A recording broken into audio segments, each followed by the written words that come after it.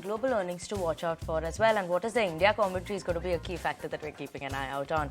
Moving on, let's just talk about the troubled lender First Republic. Now, the deposits tanked nearly 41% to $104 billion in the first quarter, which witnessed the collapse of another mid-sized bank.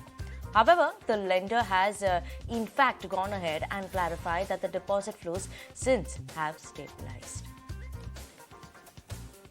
And staying with the banks, European lender Credit Suisse reported net asset outflows worth $68 billion during the first quarter collapse that eventually led to the emergency rescue plan involving rival UBS.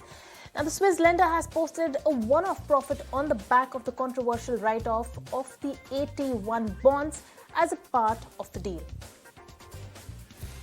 And from the news world in the US, right-wing primetime host Tucker Carlson has decided to part ways with Fox News. The announcement comes days after Fox's parent company settled a $787 million defamation suit. Now, Carlson's program, Tucker Carlson Tonight, has been one of the long-standing top-rated shows on Fox News. And in the latest on the layoffs, Disney will begin a second wave of layoffs involving thousands of roles as a part of efforts to eliminate as many as 7,000 positions and save $5.5 billion in costs. And the job cuts, thousands in latest round of reductions, will be bringing the total number of jobs culled to 4,000 and are said to occur across entertainment, ESPN and Disney park experiences and products.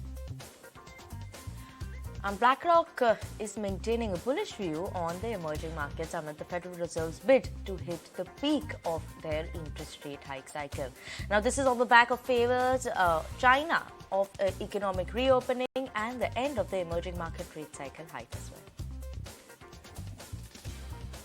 And Apple wins an appeal in court ruling upholding its App Store policies. The court sided with the company over its App Store rules in a suit with the Epic Games. This decision implied that Apple's control over the App Store and the fees it charges won't significantly change due to the legal battle.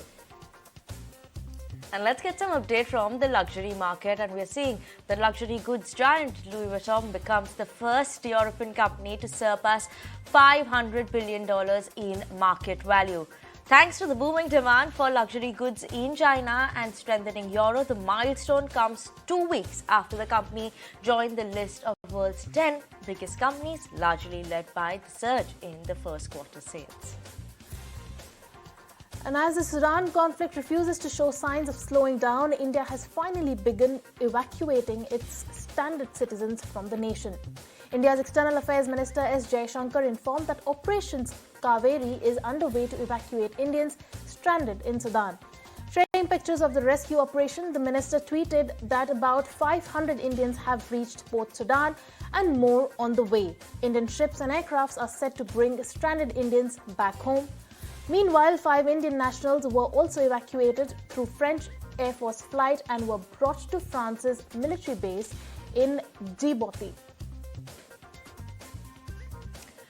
And according to the latest US Census data, the Indians now have an average household earnings of over $1,700. That is almost rupees 80 lakhs. The median earnings of the Indians there is nearly doubled in the nationwide average of $63,922.